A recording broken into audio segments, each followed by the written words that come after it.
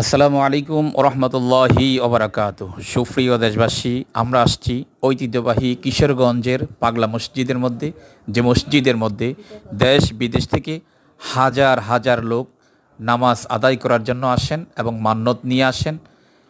এই মসজিদের ভিতরে আমরা দেখতে পাচ্ছি যে দান বাক্সগুলো, এখানে প্রায় 15 থেকে 20টি দান বাক্স আসে। যে দান বাক্সের মধ্যে প্রতি বছর কোটি কোটি টাকা পাওয়া যাচ্ছে। এবং শুধু টাকা নয়, গরু, ছাগল এবং স্বর্ণরূপা সহ লক্ষ কোটি কোটি টাকার সম্পদ এই পাগলা মসজিদের মধ্যে মানুষ দান করেন।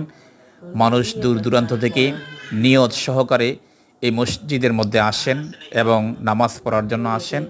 পাগলা মসজিদের পাগলার উসিলা দিয়ে আল্লাহ পাকের নিকট চাচ্ছেন।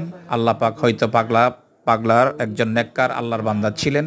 পাগলার উসিলা করে আল্লাহ সকলের মনের আশা আকাঙ্ক্ষা কবুল করেন। আমরাও আসছি কুমিল্লা বরুড়া উপজেলা থেকে এই পাগলা মসজিদের মধ্যে আমরা নামাজ আদায় করার জন্য। এই মসজিদ আমরাও বরুড়া উপজেলার থেকে, কুমিল্লা জেলা বরুড়া উপজেলা থেকে আমরাও আসছি এই পাগলা মসজিদে নামাজ আদায় করার।